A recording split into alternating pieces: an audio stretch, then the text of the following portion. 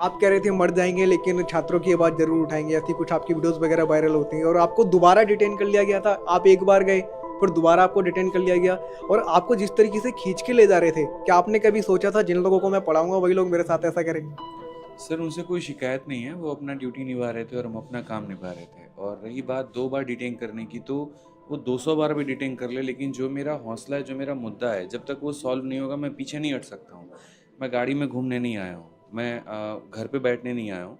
अगर मैं कहीं पर प्रोटेस्ट में जा रहा हूँ तो इस बात के लिए मेंटली प्रिपेयर होकर जा रहा हूँ कि मुझे वहाँ अरेस्ट भी किया जा सकता है। और मुझे लगता है कि जब तक सरकार इसके ऊपर में संज्ञान नहीं लेती है, मेरा धरना, मेरी चीज़ें तब तक जारी रहेगी।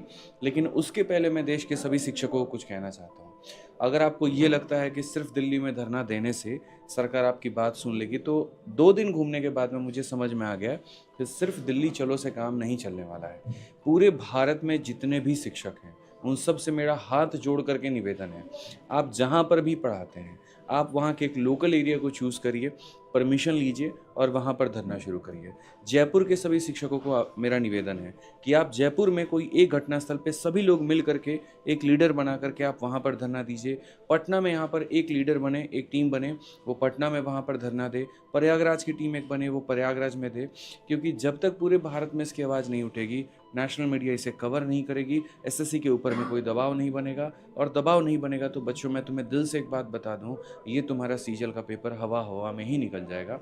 क्योंकि जिस तरीके से हमने डायरेक्टर से बात की, वो एकदम जिद पर अड़े हुए हैं कि एडिक्विटी ही पेपर कंडक्ट करवाएगी। और ये भी बात सुन लो मेरी बहुत ध्यान से, 3 साल का तो एग्रीमेंट उनके साथ में और 2 साल वो और बढ़ सकता है। तो आप इस बात को मान के चलो 5 साल में पूरा बंटाधार हो जाएगा। और एडिक्विटी के सिलेक्शन फेयर नहीं होते हैं। कई ऐसे कारण है जो मैं अभी आपको ऑन कैमरा बता नहीं सकता बस, लेकिन आप इतने मान करके चलो कि ट्रांसपेरेंसी उतनी नहीं है जितने पहले के वेंडर्स में हुआ करती थी। तो हाथ जोड़ करके निवेदन है, तुम खुद लीडर बनो, तुम खुद आगे आओ, तुम खुद आकर के अपनी आवाज़ उठाओ। तुम्हारे लिए यहाँ पर ऐसे मान करके चलो कि कोई नहीं आएगा।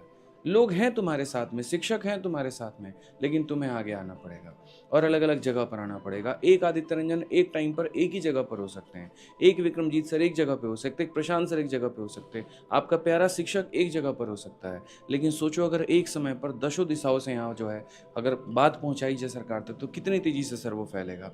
हर जगह का local newspaper, local media, local ये सारी चीज़ें उसको प्रमोट करेगा और उसके बाद सरकार तक वो बात पहुँचेगी और सिस्टम हिल करके रह जाएगा। कल सर आपने बोला जंतर मंतर चलो, उसके बाद कई डायरेक्टरेट वहां पहुंच गए, उसके बाद उन पर लाठीचार्ज हुई, अध्यापकों पर भी हुई। उसके बाद आपको कहाँ लेकर के गए थे दोबारा, जहां आप देर रात लौटे, शायद आप कह रहे थे पानी वानी पीने को भी नहीं दिया गया, क्या क्या हुआ? सर बहुत बुरा हालत हुआ। पहले तो पहली बार जब हम डिटेन हुए थे तो हमको बवाना लेकर के गए, और बवाना दिल्ली से बाहर पड़ता है, तो उन्होंने सोचा इनको छोड़ देंगे, फिर उसके बाद आने में लेट हो जाएगा, धरना कर नहीं पाएंगे। हम जिद्दी आदमी हैं, पकड़ के लेके गए, फिर हम दोबारा से आ गए वहाँ से। तो जब हम जंतर मंतर में हम बोले हमें बच्चों से मिलने दो, तो मिलने नहीं दिया गया, बैरक लगा दिया कि आप नहीं मिल सकते, 5 बजे का टाइम है, ख़त्म हो गया। हम सर को फ़ोन मिला रहे थे कि हमें आपके पास आना है, बच्चों से मिलना, नहीं मिलने दे रहे थे। फिर उसके बाद हमने जब वहाँ पर बैठ करके धरना देना शुरू किया, तो इन्होंने रस्सा बांध करके घेराबंदी कर दी। घेराबंदी के बाद में अब बच्चा तो भाग नहीं सकता है, उसी में इन्होंने लाठीचार्ज शुरू कर दिया। हम वहीं पे खड़े हो गए कि मेरे को मारना है मारो, मेरे कपड़े फाड़ने हैं फाड़ो, जो जख्म देने, देखो देखिए सारे गले पे निशान अभी यहाँ पे ऐसे छील रखा है पूरा, गले में निशान ठीक है, ये सारा छील रखा है, सर के पैर में बहुत चोट आई है। तो ये सारा कर रखा है उन्होंने, और ऐसी बर्बरता दी, मतलब बसों में उठाकर डाल दिया, शीशा उसमें जो है टूट गया, आपको तो और सर को दिख रहा है किस तरीके से धक्के मार मार के अंदर लेके जा रहे हैं। उसके बाद अंदर में सर की मेडिकल कंडीशन आ गई, पानी मांग रहे हैं तो पानी नहीं दे रहे हैं, कह रहे हॉस्पिटल में रोक दो, नहीं रोकेंगे। तो ऐसा महसूस हो गया तुमको मार देंगे लेकिन तुमको यहाँ छोड़ेंगे नहीं।